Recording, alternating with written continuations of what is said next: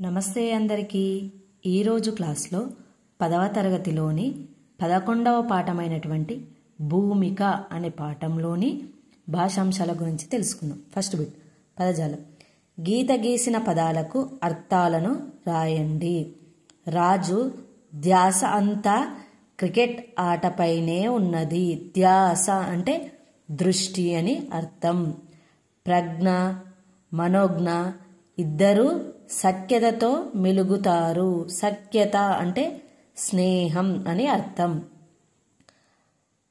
ఫాల్గున్ అస్తవాసి చాలా మంచిది.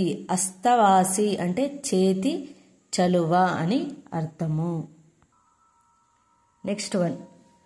తెలంగాణలో యాదగిరి లక్ష్మీ నరసింహస్వామి దేవాలయం ప్రఖ్యాతి చెందింది. ప్రఖ్యాతి అంటే అర్థం ప్రసిద్ధి అనే అర్థం. పూర్వం జమీందారుల దేవిడీలలో చర్చాగోష్ఠులు జరిగేవి. దేవిడీలలో అంటే పెద్ద భవంతులు అని అర్థం. నెక్స్ట్, కింది పదాలను వివరించి రాయండి.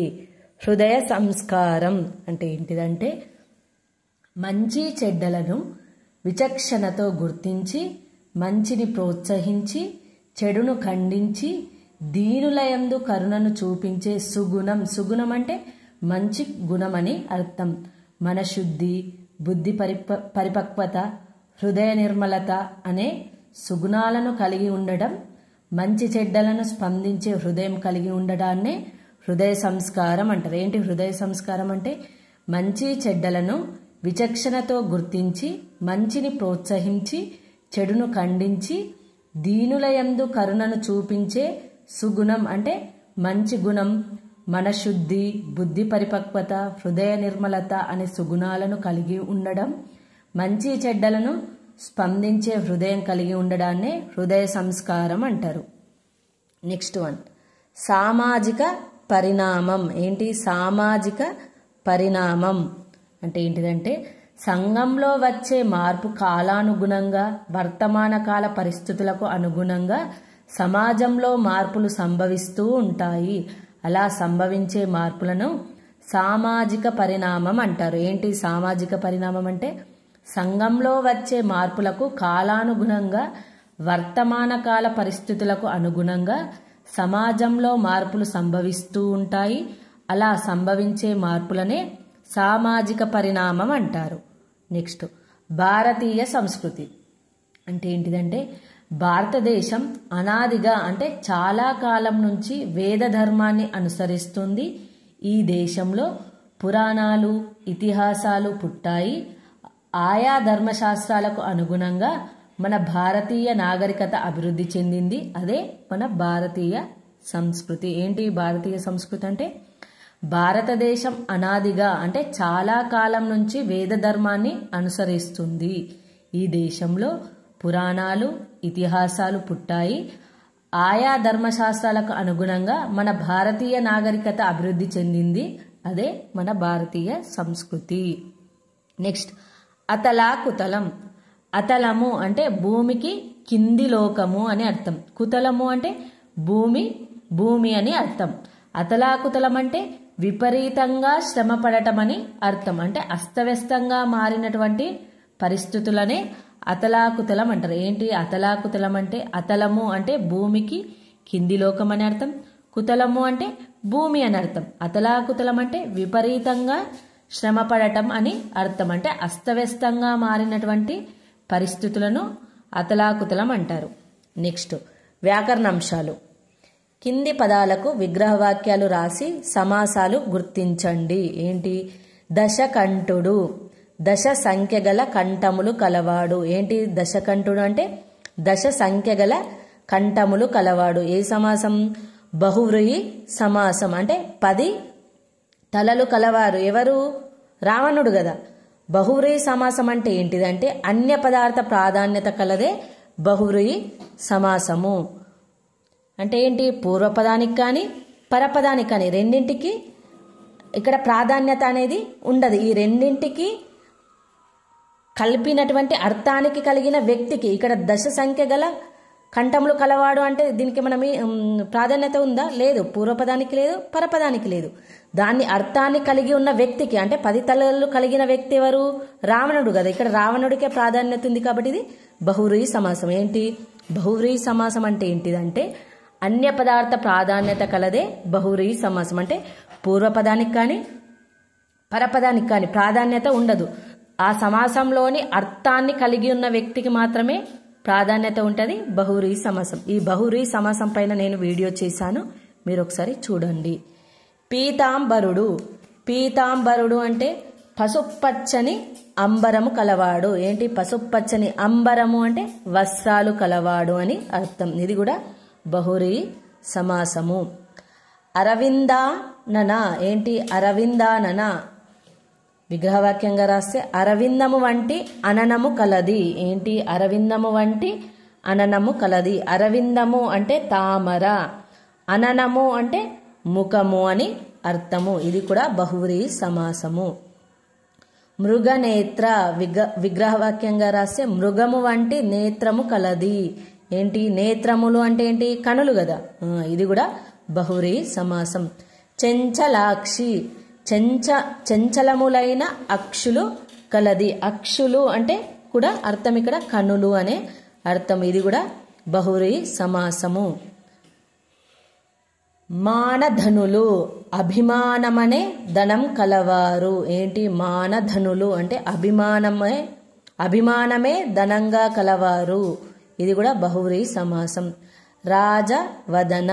చంద్రుని వంటి వదనము కలది. ఏంటి చంద్రుని వంటి వదనము కలది. ఇక్కడ రాజా అంటే చంద్రుడు, వదనము అంటే కూడా ఇక్కడ ముఖమని అర్థము. ఇది కూడా బహువ్రీహి సమాసం. నీరజభవుడు అంటే పద్మం నుండి పుట్టినవాడు అని అర్థం. ఎవరు? బ్రహ్మ. ఇది కూడా బహువ్రీహి సమాసం. ఈ బహువ్రీహి సమాసం పైన నేను వీడియో చేశాను, మీరు ఒకసారి చూడండి.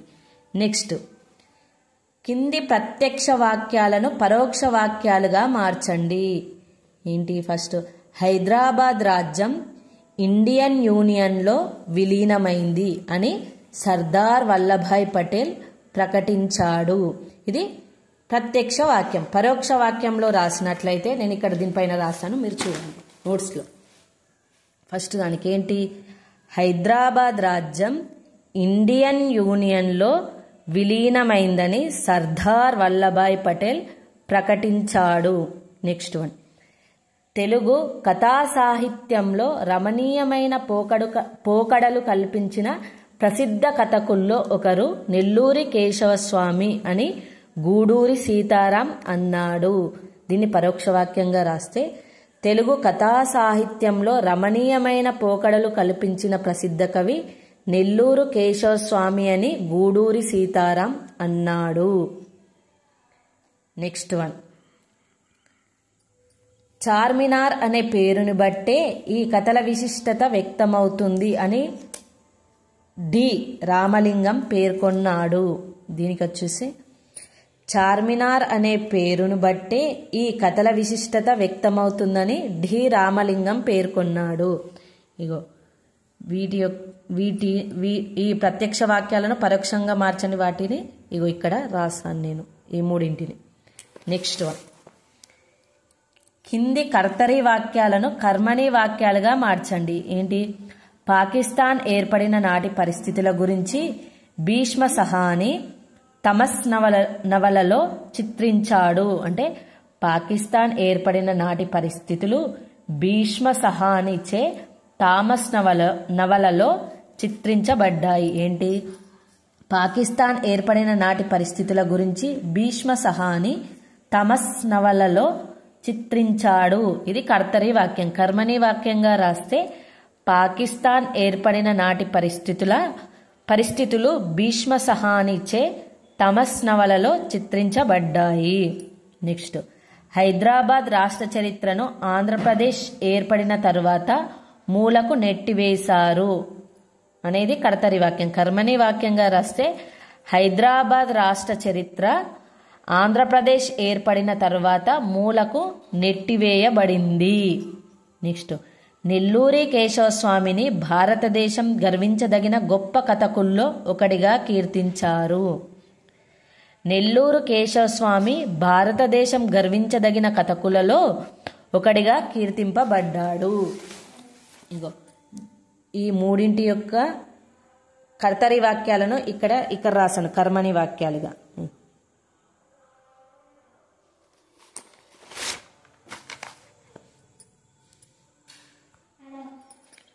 నెక్స్ట్ వచ్చేసి శ్లేష అలంకారం. శ్లేష అలంకారం అంటే నానార్థాలు కలిగి ఉండే అలంకారమే శ్లేష అలంకారము. ఇక్కడ చూద్దాం ఫస్ట్ దాన్ని.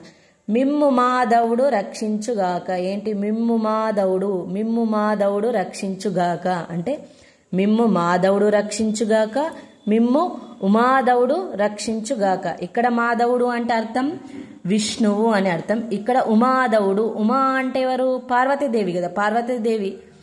మాధవుడు అంటే భర్త, పార్వతీదేవి యొక్క భర్త అయినటువంటి శివుడు అని అర్థం. ఇక్కడ మాధవుడు అంటే విష్ణువు అని అర్థం, ఇక్కడ మాధవుడు అంటే శివుడు అని అర్థం. అంటే ఒక పదానికి రెండు అర్థాలు, అంటే వేరు అర్థాలు వచ్చాయి కాబట్టి ఇది ఏ అలంకారం?